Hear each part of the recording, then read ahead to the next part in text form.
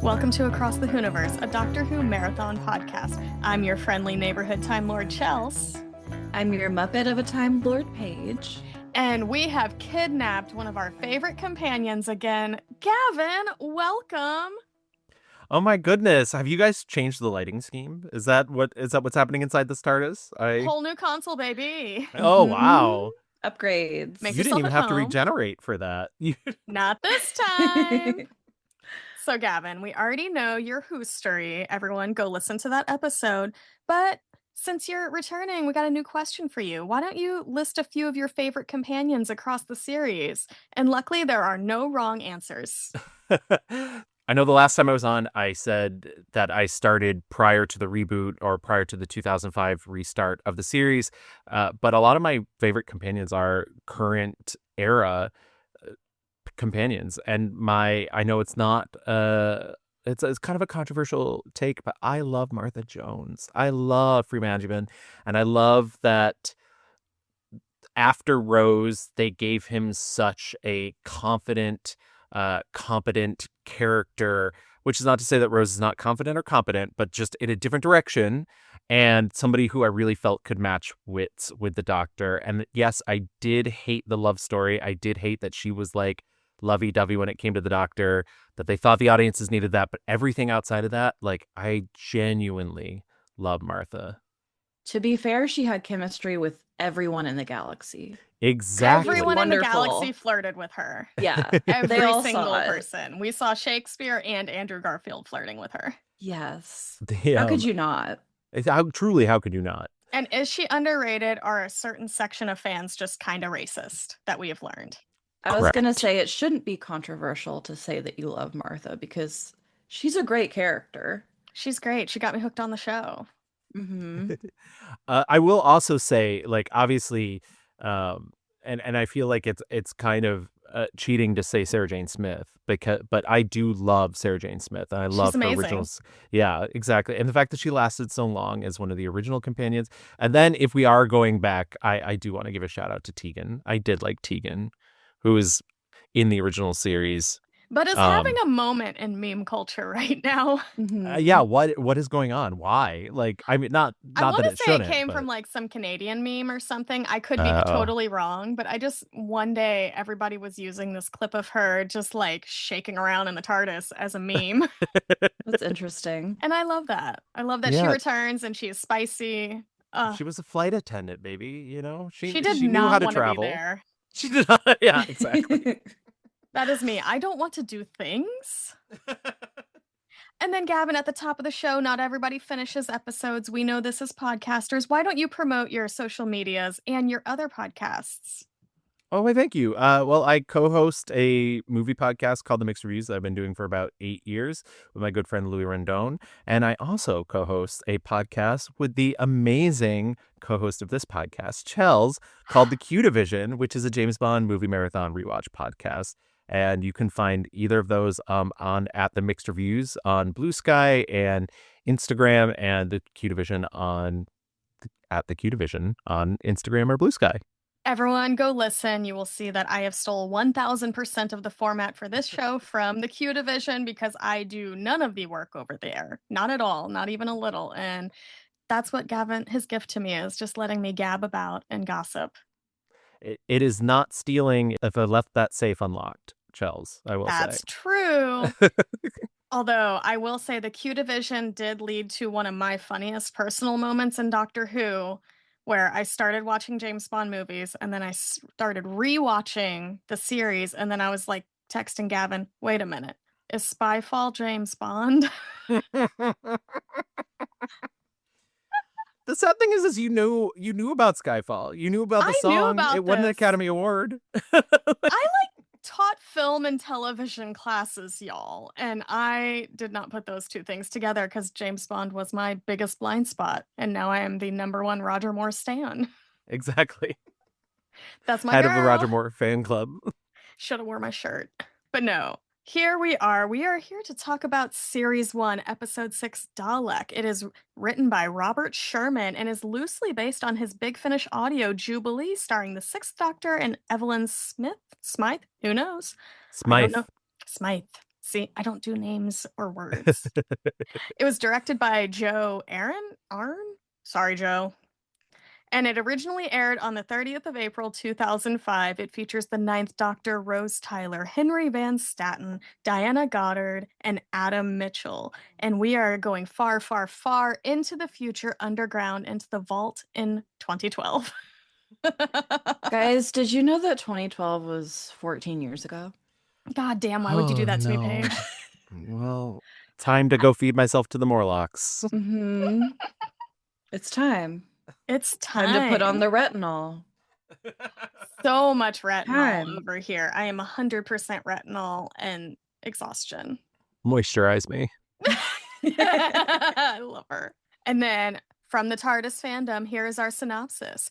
The Ninth Doctor and Rose Tyler arrive in 2012 to answer a distress signal and meet a collector of alien artifacts who has one living specimen. However, the Doctor is horrified to find out that the creature is a member of a race he thought was destroyed, a Dalek. Now, before we dive in, Gavin, I think this was the first episode you begged to be on. You were like, I would love to be on this episode. And I'm like, you're down, baby. Very much like I said in The Unquiet Dead, I was a crazy person who was like, a new Doctor Who series I must download. And if you said April 5th, 2005, I would have been like speeding towards graduation, or not graduation, but the year before graduation. So speeding towards my summer break in college and still downloading LimeWiring episodes from England to watch. Oh, yeah. How many computer viruses did you have? I've asked this last time. So many. And it wasn't just from Doctor Who. And but yes, so I remember watching this episode, and The Unquiet Dead, I think I said kind of was the first episode that really showed me that the show was serious, but it still had a silly quality to it. And I remember seeing this and being like, oh, this is like a real drama episode. This is Christopher Eccleston like going for that award, and not that you do things for awards, but like just his performance is so amazing. And counterpoint to that, I really think Billie Piper is giving a lot in this episode too. Oh yeah. Especially because she actually has to do a lot of acting with the Dalek too, which is, I think, a difficult thing to pull off when you're staring at kind of a giant can. Yeah, exactly, a giant trash can with a plunger on it. But yeah, so I remember watching this in my dorm room on my computer and just being kind of blown away by how serious this new Doctor Who was willing to get. Paige, what was like your impression of like this episode, either back when you first watched it or more recently? I don't remember when I first watched it, but it's because you're old now. Because I'm old now. That's what happens. Gotta put on that retinol. I do know that I haven't seen this in like well over a decade. So when I rewatched, I had forgotten how serious this episode gets, and just how much, like you said, Gavin, the acting is just top notch. That was my like top note for this episode, is that everyone's just like really giving it. And like you said, with Rose and the Dalek, that would not be easy to act opposite of, because it's just a machine. Not even a machine, whatever they have there on set. Oh yeah, this is like you're acting opposite either an object or like CG and stuff. This is the time when people were learning how to act opposite things on green screen, and we know how that worked out. Those early 2000, mid 2000 action movies were wild for that. But I agree with everything being said, because in my serialized review that I just put up, Rose having empathy for hate incarnate and holding up a mirror to the Doctor, that's my girl. Billie Piper is truly the secret sauce of the early revival and doesn't get enough credit for this first series. Because I just feel like the Ninth Doctor and Eccleston, he does such a fantastic job, and it's like, it feels like a new flavor of the Doctor that we weren't always expecting, like from a reboot. But then Billie Piper just coming in and being an empathy machine throughout is kind of why I think the show works in this early version, because we are seeing most things through her eyes. Yeah, I mean, that's one of the brilliant things about the companion is the companion gets to be the sort of magnifying glass that the audience gets to, they're the stand-in for the audience because the Doctor himself is so unknowable. And I think it's really interesting too. You brought up the fact that, this was based off of a big Finnish audio episode or four episodes. You sent it to me. It's like a 4-part yes. Big Finish audio. And I did listen to all of it yesterday. And it's long. It's long. It was like 2.5 hours. So I really committed to doing homework for this. And it is like very loosely adapted because it is a Sixth Doctor adventure. And I think the writer of that audio and this episode is the same guy. He took all of the best ideas from that and like emotional moments and then applied it to this new series because the plot is completely different. Yeah. Like in the Sixth Doctor one, there's like a weird time rift where 1903 and 2023 are closing in on each other. And it's this weird president of England thing. And you get this like lonely Dalek who's been a prisoner for 100 years and they've been torturing it. And he's just been alone. And so that's where you get a lot of these ideas. But also the companion, Evelyn Smythe, I think she specifically for this really influences a lot of Rose's empathy going to this because she sees this creature and yes, like the character in the audio has experience with these hate machines, but she's like, you're being tortured for 100 years by these evil humans, and they call out the human race in this one for just like continually repeating horrible genocides. And I do think that's important to note that, like, Daleks have been genetically engineered to be hate machines. What's the humans' excuse? That's, like, the point of the audio, and honestly, I mean, kind of the point of this episode as well.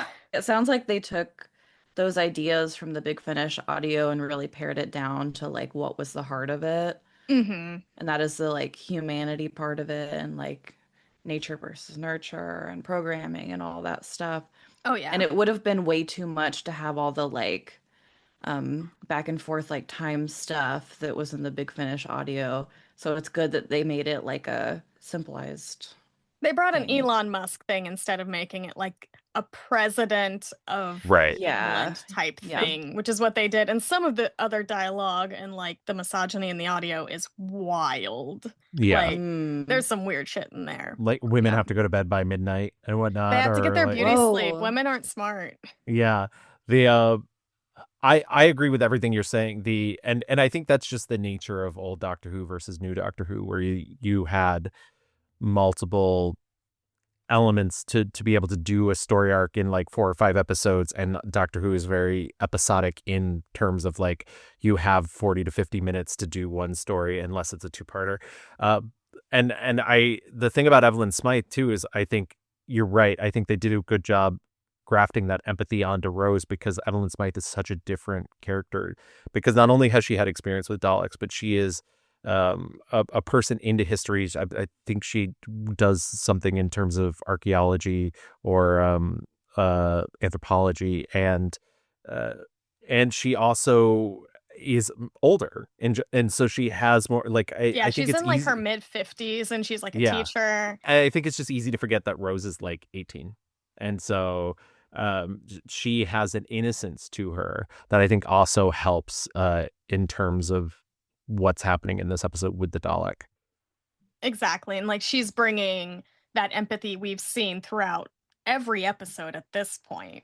I think the other interesting thing in comparing it to the audiobook too, not to like belabor the point about the audiobook, is also, like you mentioned, Sixth Doctor Colin Baker, one of the most controversial doctors, because he's very persnickety, very arrogant, rude. And it's interesting to see Eccleston's take on the Doctor having to actually deal with those parts of his personality as well, because he does actually have some very kind of like snarky and like smug reactions to things in this episode, which is not to say that he hasn't had them yet in this take of the Doctor, especially coming off of the last two episodes, which were very comedy based, silly, and to have it go into this sort of dark, serious place and also have him be a little rude is such an interesting position to put the Doctor. It's kind of great that this episode comes in the middle of the first series, because at that point you feel like you have a good grasp of who the Doctor is, and yet Eccleston is still willing to surprise you with some of the places he takes that dialogue. Exactly, because I think, I always love talking about the Sixth Doctor with people because controversially I love him, and maybe it's because That's the funny. actor is like a teddy bear, but exactly. he- And I do hope people hopefully separate characters from Yeah. actors, because Colin Baker is actually very, very sweet. But growing up, I was the opposite, because I genuinely loved Peter Davison so much because he was my first Doctor, and that change was super jarring for Colin Baker for me. But I think that also helped me get into the idea that that's the great thing about Doctor Who, is it's not the same thing over and over again. Yeah. It is different. It can change. And it's probably because at heart I am a little bit of an asshole. Y'all know I love to shit talk, so that's the Sixth Doctor energy in me. But it's like that aspect of the Doctor's personality that is in every single Doctor, but it was just put too much on the forefront, and I don't think the writing always served him, even though I think he did a good job with what he was given. Also, he's a great social media follow. Everyone go follow his Blue Sky account. He's I a don't think I even delight. knew he had one. Oh yeah, he's on there, and he is a delight. He's on the right side of herstory. But why don't we just dive into this plot? Because, again, we went from farting aliens in the last episode, which is my niece's favorite, Of because, course. she's like 8, to maybe one of the most lovely episodes of this whole series.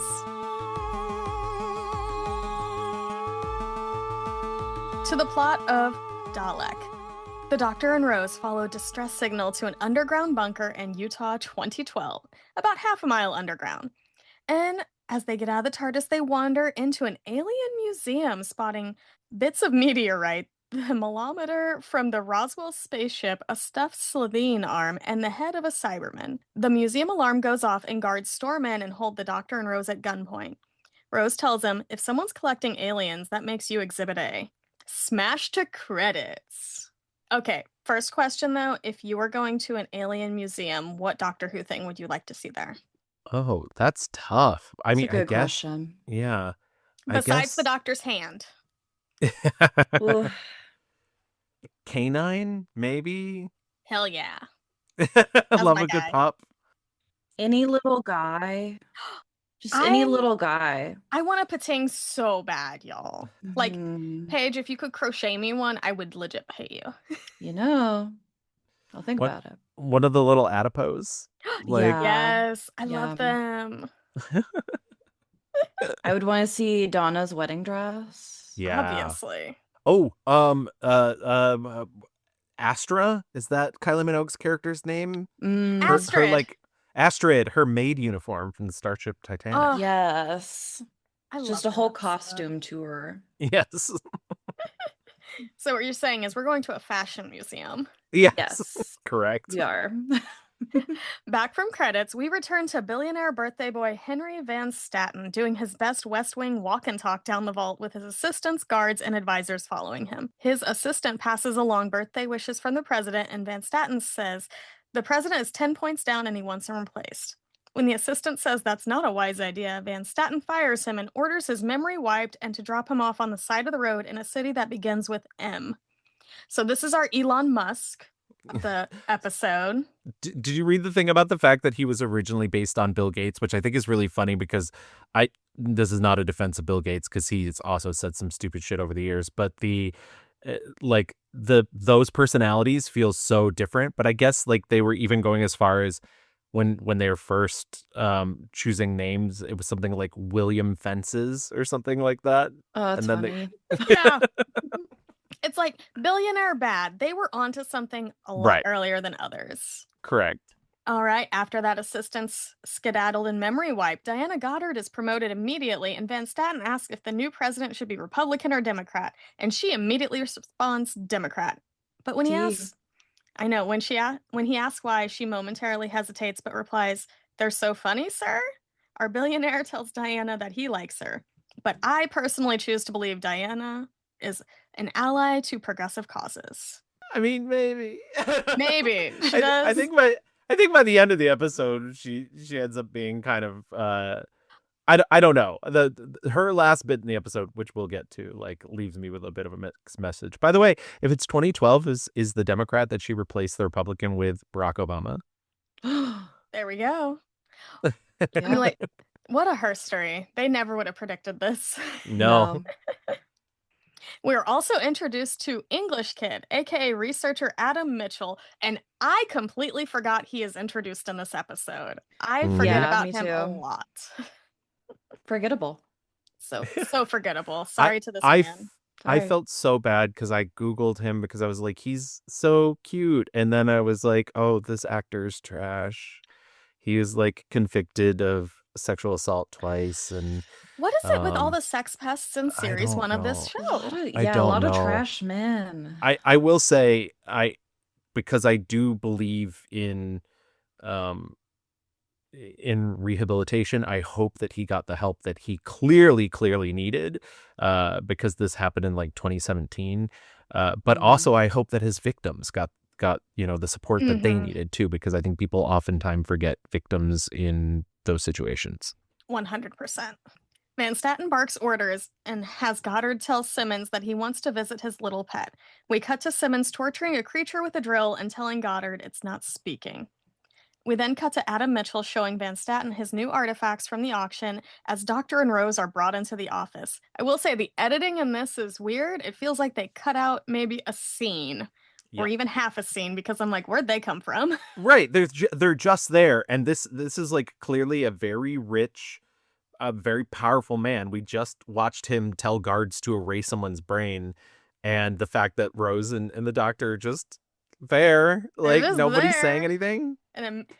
But I do love that, like, the doctor immediately corrects Adam on whatever the artifact is and shows him that it's a musical instrument and that it's delicate. You look funny holding that thing, my dude. And then Van Staten asks who the doctor is and how they got into their bunker 53 floors down. I mean, casual. I can do that without a TARDIS, I feel like. The doctor and Rose ask who Mr. Van Staten is, and that billionaire don't like that. And Adam tells him he owns the internet, and Rose calls them stupid because nobody can own the internet. I love Rose. The doctor calls him out as an expert on everything except the items in his museum. Rose calls out their testosterone battle in that moment, and the doctor tells Van Staten to show him his living specimen in the cage near where they landed.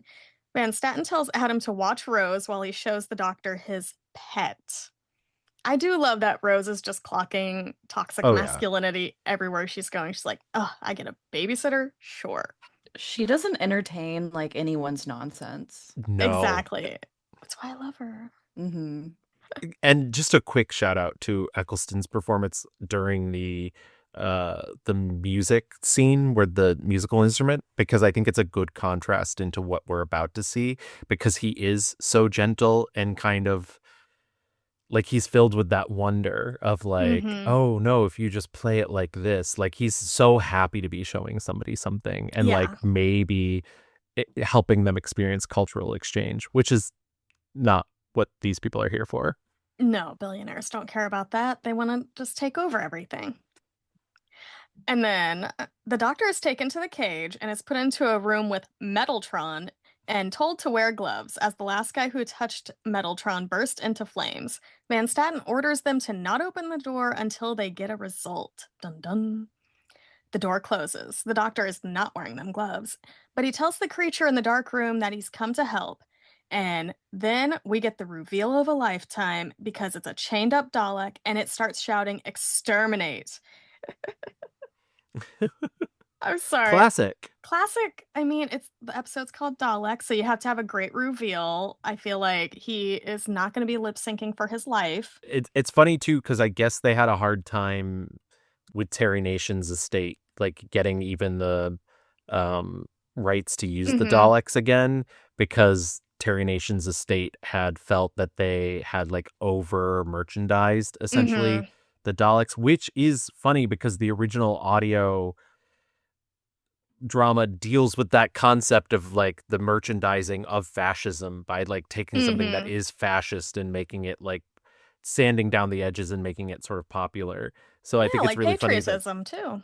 yeah, exactly. It's funny how that works. Yes, and I do love that, like, in the UK, if you create something for a TV show, you own the rights to it. That's why they Yes. weren't allowed That's to use the cool. Ronnie up until the Shooty seasons because Right. the estate was like, nah, nope, Yeah. Yeah. not doing that.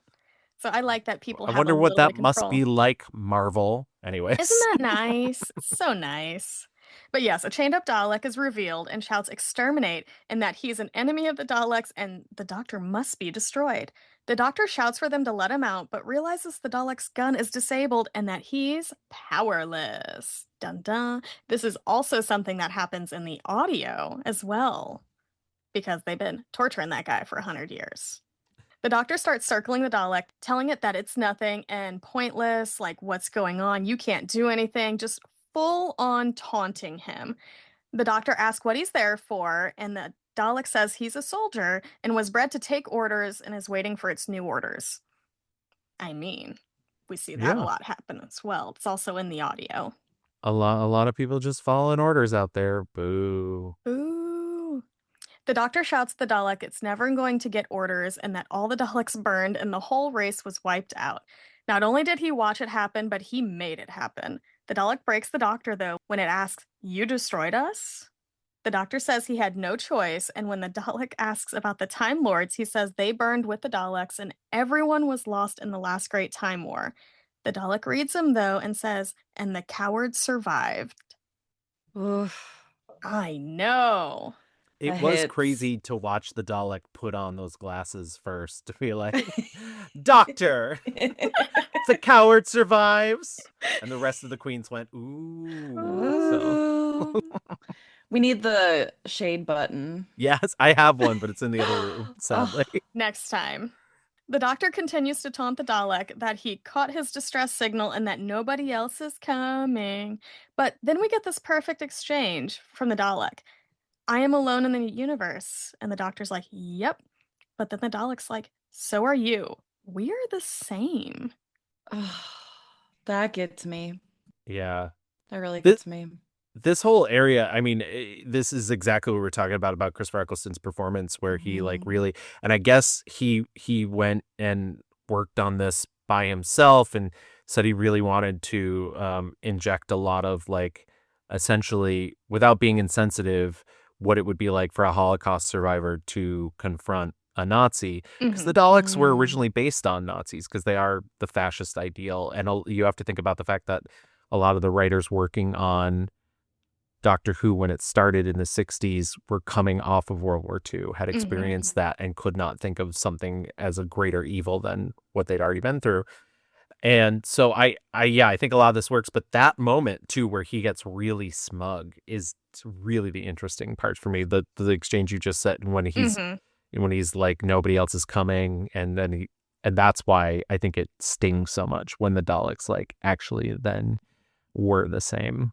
And the Doctor only gets worse because when he says that they're the same, the Doctor goes full madman in a box and tells the Dalek he's going to get what he deserves and starts electrocuting the Dalek and torturing him just like all the other people there.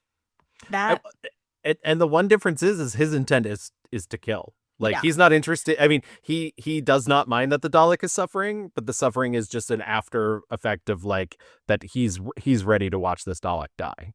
And that's exactly. startling because we don't often see the Doctor actively trying to hurt anyone. Exactly. Exactly. But Van Statten stops the Doctor and has him dragged out and demands the Dalek talk to him. But when the Dalek doesn't want to talk to him, he tells Simmons to make him talk and the torture resumes. Did you ever think you would feel bad for the Nazi allegory of this show? No, but I think they do a good job, and obviously, like, we still got a bit to go but I think they do a good job of being like, when something is this far down in its ideology, there really isn't a lot of rehabilitation for it. We'll get there. But yeah, I agree. Like, I think you're, as the audience, are made to feel bad for it when you don't fully know the context, but it's coming. Exactly. I was gonna say, like, if you were someone that just like started watching the show and you had no context as to what the Dalek was or what it was supposed to stand for, you'd just see a robot, right? Yeah. Yeah, And you so would you're just like, see a why tin is can. he torturing this thing that clearly feels and like has some sort of feeling? So you don't know. We don't know Right. yet. Exactly. But then we cut to Rose and Adam in Adam's little workshop where he's showing off his artifacts, and he's telling Rose that he thinks aliens are real and the universe is full of life.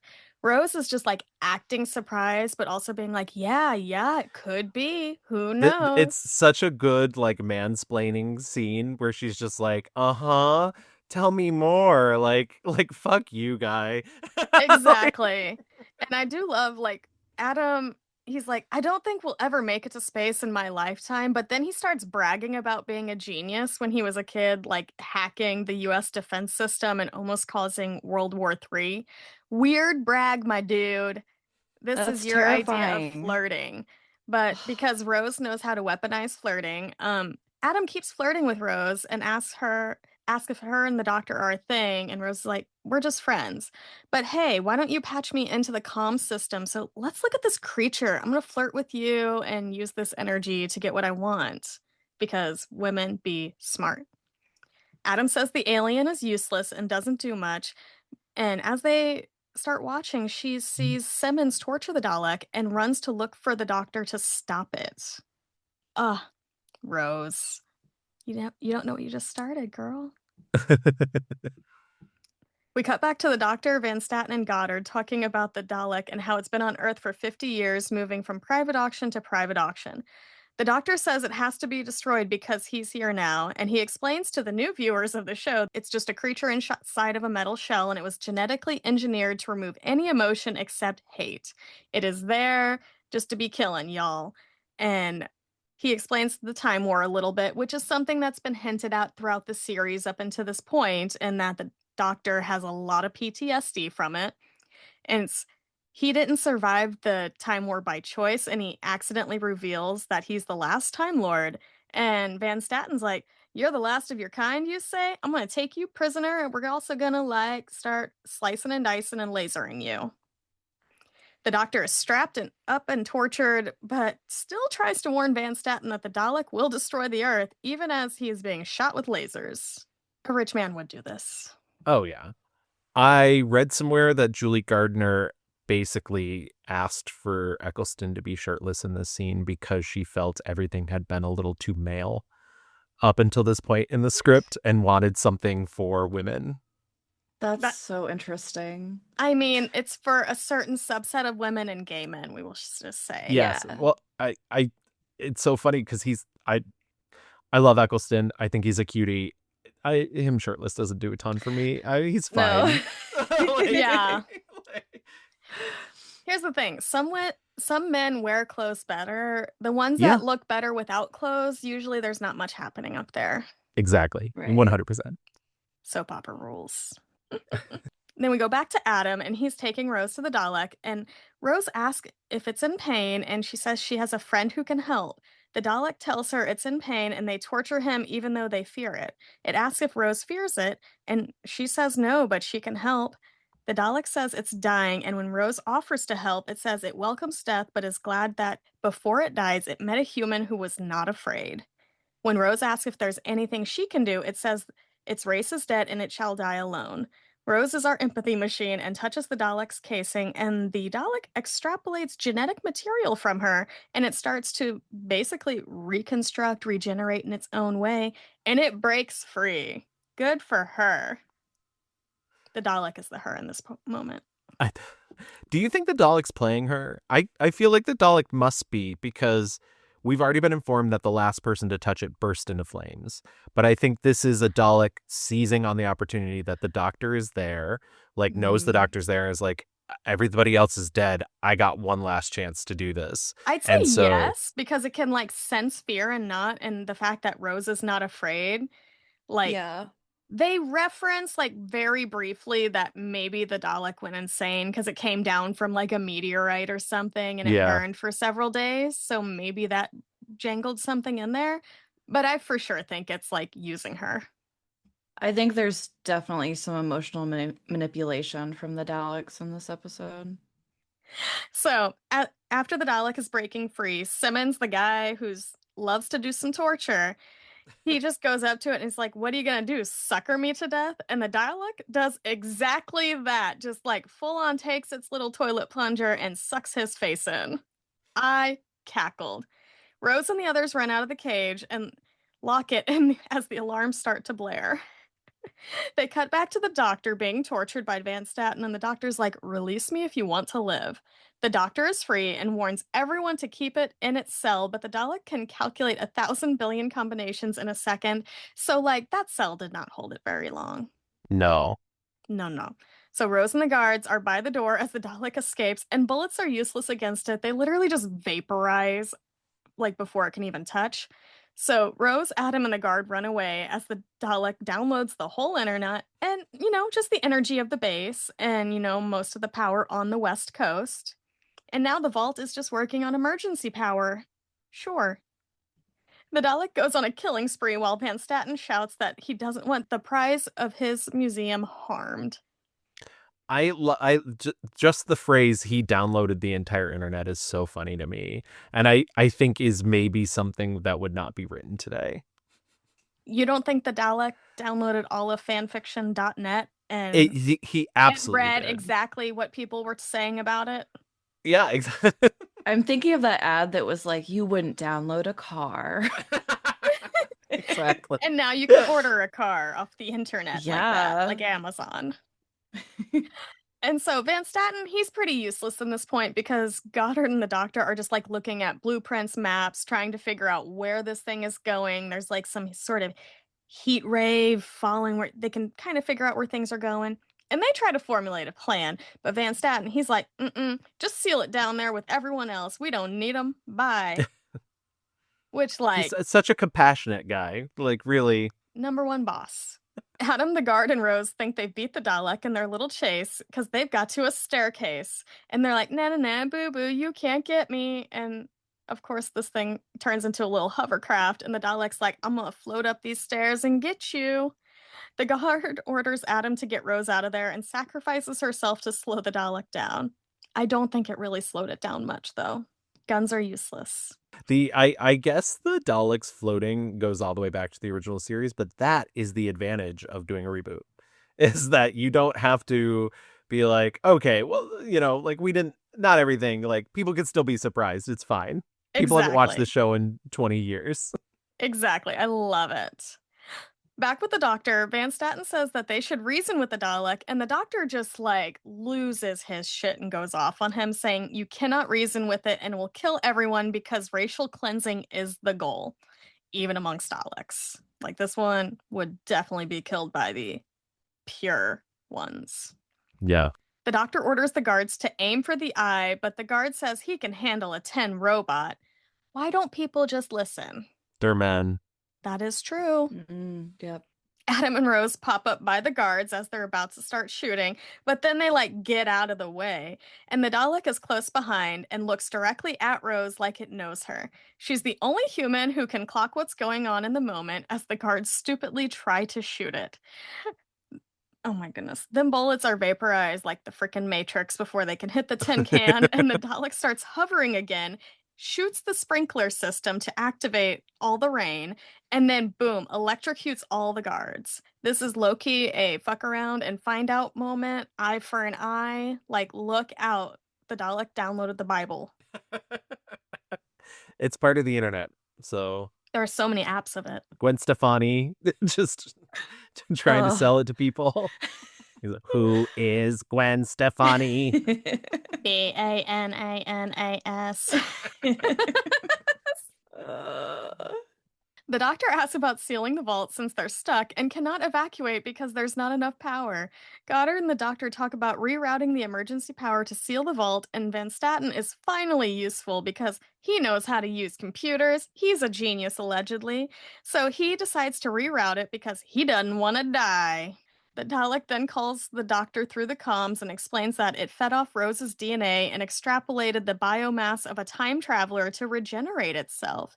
It tells the doctor that it cannot find any other signs of Daleks after downloading the whole internet and looking at all the satellites and everything, but it needs orders. The doctor tells them everyone's gone, but the Dalek doesn't know what to do with itself, so the doctor blows up and tells it to kill itself and rid the universe of itself.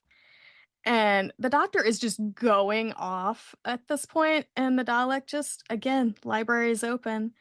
You would make a good Dalek.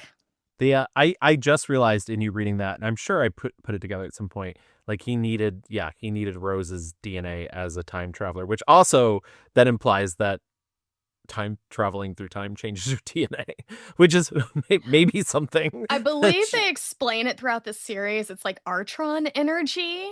It's Yes, like yeah. with you and whatnot. See, I pay attention to things sometimes. Only sometimes. Can you get time cancer? I hope not. I don't want to think about that, actually. Never mind. Ooh. Speed on past that. I mean, we do have to talk about in the future what happens when Amy and Rory, when they start to make a baby and it turns into a half Time Lord thing. Yeah. My wife. Paige's wife, I officiated. My wife, yeah. And by that, you mean Rory Pond. Yeah. Rory Pond. That's what we call him. Rory Pond. The doctor tells them to seal the vault and calls Rose to warn her that the vault is being closed and she needs to run. They can't sustain the power, and the doctor apologizes and they seal the vault. Adam makes it through in time, but Rose does not.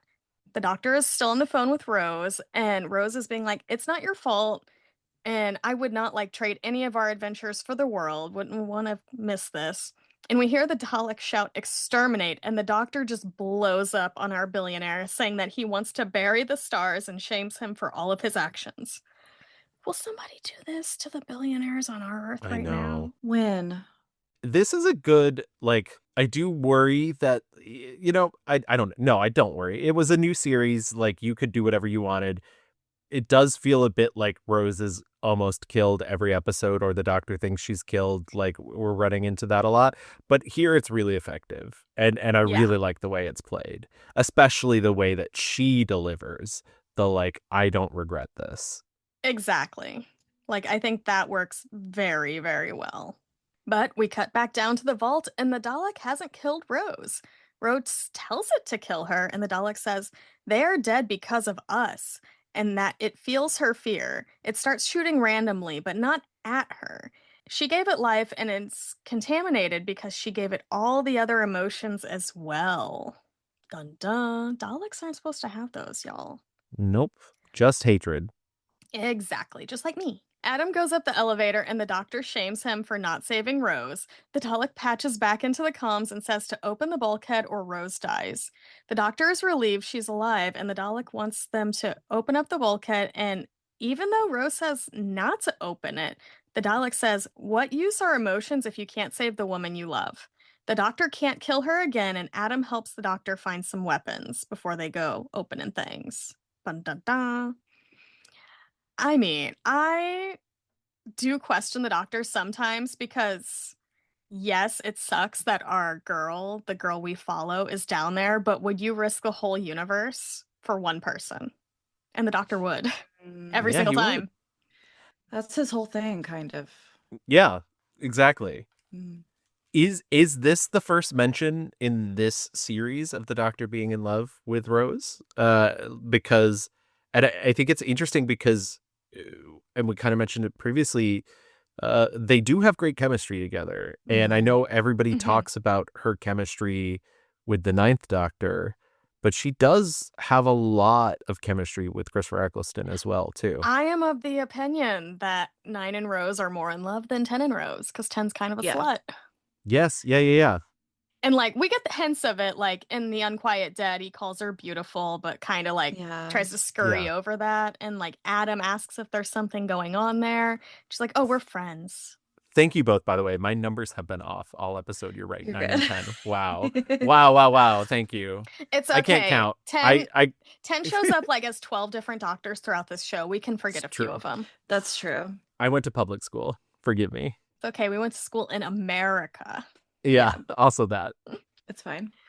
And I do love this moment whenever Adam's like trying to help the doctor find weapons, because Adam knows that Van Staten wipes people's memories and drops them on the side of the road. So he's like, I tried to save things just in case it could help me. And it's like, this is a hairdryer.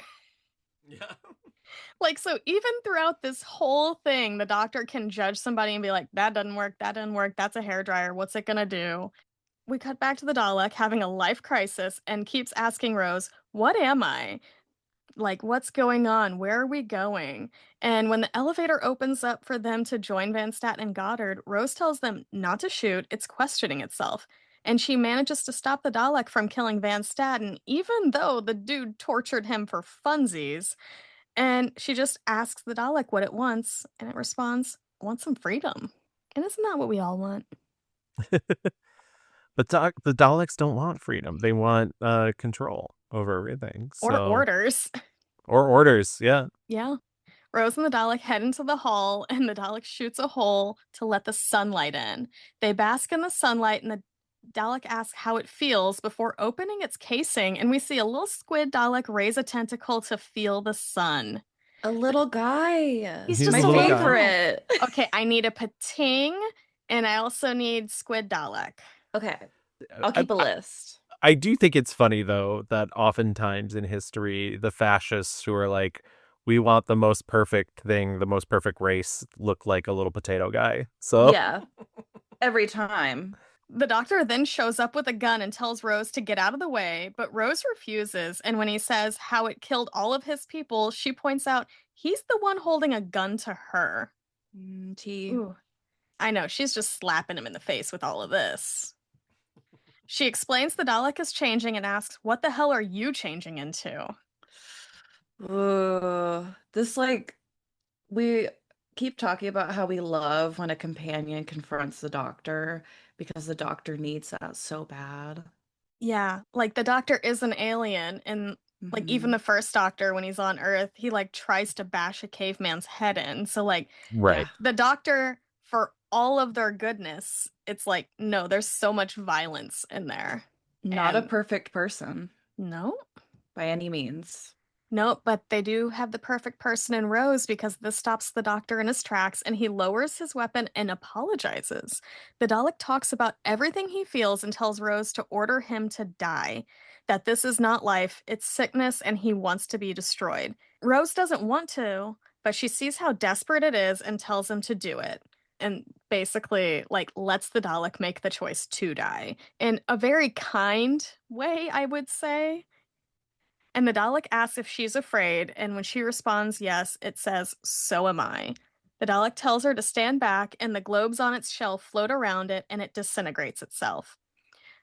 And there's our end of the Dalek, though.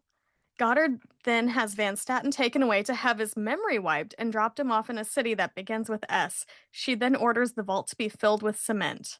Adam tells him they have to evacuate before it's filled, and Rose convinces the doctor to let Adam travel with them. Even though he's confused, he follows them into the TARDIS and it dematerializes. The end. A lot to break down here. I don't understand why they want Adam to travel with them. I don't either. He wanted to see the stars. But, like, what? It's a, I guess, just an act of kindness for Rose, but also he abandoned her. Right. When they were in the vault together, and the doctor is not impressed by Adam's intelligence in any way, shape, or form either. So, yeah, I have to agree with you, Paige. I don't really... I mean, I love when they just pick up a stray. I'm okay with it, but, like, I didn't see what was so special about Adam either. No. It's one of those things, like, sometimes a companion is, like... Because Adam is technically listed as a companion, it's actually the main companion's companion. Just like Dan is Yaz's companion, not the Doctor's companion. It's true. Yeah. I do want to say, not to compliment the Nazi, when it blows itself up, it does look very cool. It looks very cool. especially like in an era in which the effects could occasionally be questionable, like that, I was like, that's a neat idea with the balls and the blowing itself. But wow, that's a weird way of blowing itself up. The I do. It's tough. I like that she relents, not from a place of sadness for this Dalek in ordering it to kill itself, but from a place of like, oh, you, like, there is no fixing you, like, you will always be a horrible, like, Nazi, like, fascist, because he basically says, like, I don't want to live like tainted, like, because doesn't want to live tainted, but also I think realizes there's nothing left for this species. I think, but he's also just still so full of hatred. Yeah, and he doesn't know what to do with his emotions. Right, and so I think it's an interesting thing because it's not really a mercy killing in the fact, like, I don't feel like she feels as bad for the Dalek at that point as she did earlier. Like, she now knows that this is a horrible killing machine capable, and I'm glad she talks the Doctor down, but she's just like, yeah, fine, like, if that's what you think you got to do, like, do it, because there's no place for you in this world either. Yeah, because at that point the Dalek's just demanding orders from Rose. Yeah. But yeah, that happens. Then we have Goddard and her little moment of Van Staten being taken away to have his memory wiped. This is the part where I feel like she's taking down evil, but also could become evil herself. Well, that's what I was gonna say. Like, for as much as we get like a fun Doctor redemption, a fun, like, wow, the Doctor really did it, like, came through, it is not gonna be the evil guy, we still get this like bit of like, is Goddard not good now? That, like, is she just going to become Van Staten, or is she doing this from a place of good? But it just, that also feels like, you mentioned, the Dalek was getting an eye for an eye. This feels very eye for an eye too. And so it's not, there's not a lot of chance for redemption for somebody like Van Staten if you're just going to wipe his brain and throw him on the side of the road. Yeah. That is our episode. Listener questions. They're more like vibe discussion points. Fruiters and the local goblin are the one who brought the Big Finish audio. There's also a novelization of this Jubilee story to my attention. And just like, how does this compare to the audio or the novel, like the episode to this? Because I would say it's very interesting how they did it. Like, in the audio, the Dalek, its self-destruct was disabled, so it's just stuck there, and its orders were either like conquer or whatever or die. And so it was unable to do either. I thought that was very interesting in many ways.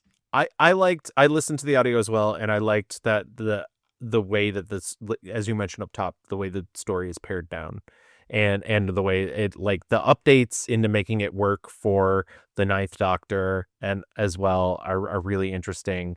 And I think it's able to drill down into the thesis of this sort of fascist, and like what happens when there's you're kind of the last fascist in a world that doesn't have a place for you, without making you feel like, oh, I feel bad for the Dalek. Yeah. So I think it does a good job with that.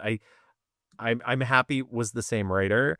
I do think it's interesting that he has never written for another episode of Doctor Who since then, in terms of like the show. And I do wonder, like, what sort of time he had in writing, because I did read a couple things where Russell T Davies, like, he kept turning in drafts, and Russell T Davies kept responding that he was unimpressed, and I'm like, well, that's not a healthy working atmosphere. So yeah. We could say a lot about Russell and his opinions and taste, and we will as this goes on. And we shall. We shall. But I do like how the general themes were taken. I'm glad they cut down certain things, because, like, in the audio, there's like two different versions of the Doctor because of how the time paradox is working, and one of them has also been like a prisoner in a tower alone, much like the Dalek, and his legs have been cut off. Yes. And I forgot about that. And I recently very strange. I recently listened to it, and now that you said that, I'm like, oh yeah, no, that happened. I forgot about that. Yeah. Amazing what we forget in a couple days, because I'm going to forget so much. That's just how getting old works, though. And then Boop, shout out Boop, they would like us to talk about just like the horror, scary, fear aspects and reactions of this episode. I love that we have our scary reveal of the Dalek. I think just that is played perfectly. And just the idea of fear with like throughout this, like, is it scared? Is Rose scared? Yes and no. I like how that plays into the themes of what's going on. Yeah, it's really, because I know this one was a little controversial when it came out because people thought it might be too scary. But I feel like I said that about the last episode I was on as well too. And I think the one thing I love about Doctor Who is even if it is silly and some of the effects aren't always great, like I like that it can have these episodes that let children be a little afraid of things and like introduces them a little bit to horror, especially like this, which has like very real ramifications to society and things that have happened in both our history and are happening currently. Yeah, it's a little bit of just like fascism meets alien in a way where you're stuck with this creature in an enclosed space. And I really like how that works out and how people will always ignore the good logical ideas of others because they just want to blow shit up and use guns. And you learn that guns are never choice. But yes, other little notes in here. Bad Wolf is mentioned when Van Staten is landing, his little plane thingy coming in there. And this is the first story of the new series to not feature the TARDIS interior. And I didn't realize that until I looked it up. Yeah, it's kind of clever that they don't do that. Like it starts with them exiting the TARDIS, it ends with them entering the TARDIS. It's a very non-TARDIS involved episode. Yeah. I would assume, just based on what Christopher Eccleston said about like filming this and a certain part of the filming block, that they were so behind on certain things that when they left one production to do the table read of this. And first off, they did surprise him because they said the actor playing the voice of the Dalek would not be there, but he was hiding under a table the whole time. And it was, they scared him, and Billy Piper doing that, like, had him read lines. I know. And like doing the voice and everything. That is so silly. But Eccleston also gushed about working with this director, Joe Aaron, at Chicago TARDIS 2025. I was there, and he loved working with him, and he said he really understood the series. And this guy directs like 5 episodes, and if you look at them, they're really, really good episodes. And then Robert Sherman envisioned the Doctor and the Daleks' confrontation being akin to Clarice and Hannibal Lecter in The Silence of the Lambs. I read somewhere too that he was initially sort of put off by Eccleston's very emotional performance in that scene, how angry he got. And then when he saw it played back was like, oh no, like this guy's like, he really gets it. He, he's really good. And it's like, yeah, trust the actor sometimes. Sometimes the actor, they got hired for a reason. Exactly. Like this person, like this creature being, his race is like low-key responsible for the war that like he was forced to genocide 2 different species. I mean, yeah, you know, got some baggage. This is the oncoming storm they warn people about with the Doctor, because the Doctor is like a symbol of hope across the universe, but also terror for a certain population. So yes. Any last thoughts about this episode before we pop in the TARDIS and skedaddle? I really do love this one. Thank you for having me on for this one. I even in rewatching it, the tone is so different from the previous 5 episodes that came before it because it is so serious. It's funny because it is incredibly self-contained, and yet there's still some really beautiful set pieces as well too inside the vault itself. And yeah, I don't know. There's something, you know, what's the phrase? Brevity is the soul of wit. Like there's something about being able to pare that story Jubilee down into this 40 to 50 minute block for the Ninth Doctor that I think just really works. It's a great episode. It really is. Like whenever I read the Clarice Hannibal Lecter inspiration, I'm like, oh, I totally see that in their conversation. And it goes back to sometimes you just need really good dialogue to sell something, and it'll make this tin can scary. It's funny. I'm wearing a Star Trek shirt, and one of the things that bothers me about modern Star Trek, which I love all Star Trek, so I'm not going to be one of those people who. We'll have you on for the Star Trek Doctor Who crossover comic book they did. I've read it, of course. I love it. The one of the things that bothers me about modern Star Trek is they now have the money to accomplish the things that they couldn't in the past, and therefore there are some episodes that are less talky that I think could be better and more fleshed out when they are talky. And it's nice watching Doctor Who from this era, which I know is still, it's 20 years ago, but it's still not like old Doctor Who, but still seeing them be like, have the limitations about what they can do. So you get these extra scenes where characters are talking and explaining things and really working through stuff. And it's beautiful. Especially since they were already going over budget in the first couple episodes. So it was just like they had nothing to work with. Can't have snow flood into the TARDIS. No budget for snow. No budget for snow. Paige, any final thoughts? I just agree with everything that's been said. I think it goes back to that soap opera thing we've been talking about, where you sometimes just need two really good actors in a room, like with good dialogue, and sometimes that's enough. So what you're saying is we're going to cast Eileen Davidson in Doctor Who as a villain. She would actually be incredible. She would. Kristen DeMira fits the Doctor Who world. Yeah, she does. I want Dorian Lord. Dorian Lord as the Ronnie. You know she would crush.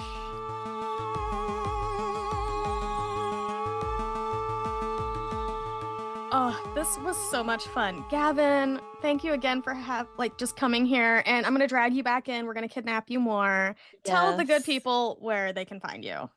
Well, first, I will always be on the lookout for your big blue TARDIS just to show up in my room and climb aboard and record with you guys. But I guess the other places you can find me, as I mentioned up top, you can listen to me on The Mixed Reviews, which is a film podcast, or you can listen to The Q Division, which also has Chels as a co-host, which is a James Bond rewatch podcast. And you can find those at The Q Division, at The Mixed Reviews, on many places. They're on every single podcast app. And also, I guess if you really want to find me, you can find me at it's Gavin. That's SHHITSGAVIM at Blue Sky, or you can find me at Gavin Mev on Instagram. Thank you so much for having me on, both of you. I'm very excited to do this show with you. Always. We're going to drag you to be a co-host for the Bill series. We will. Yes, absolutely. I love Bill. Oh, I didn't even mention Bill when we were talking about companions. I fucking love Bill. Don't worry. Every time you come on, I'm going to make you talk about another companion. Yeah.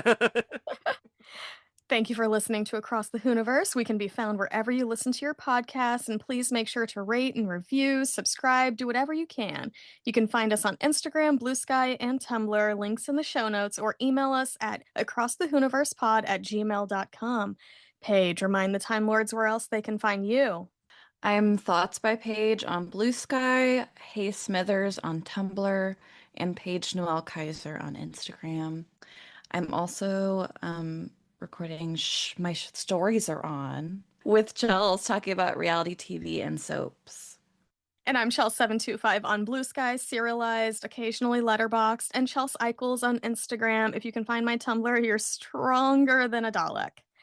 You can listen to me and my fellow agent / companion Gavin on the Q Division, a James Bond movie marathon podcast, wherever you listen to your shows. Paige will be on for a fake James Bond at some point. Look out. And I can also be heard on the And a Rewatch feed, where we talk about so many of our favorite shows we're rewatching. And then me and Paige, our little spinoff of And a Rewatch is My Stories Are On, with our friends Jesse and Owen, where we talk about all of our favorite unscripted and scripted stories airing right now. So everyone, go check that out. It's great. And then I have made my second appearance on The World According to Glenn, a Glenn Close podcast, and it is so much fun. I am being dragged for every TV movie, so look out. The one that we just recorded, couldn't tell you the name of the movie. I have 20 different title guesses, and all of them are probably wrong.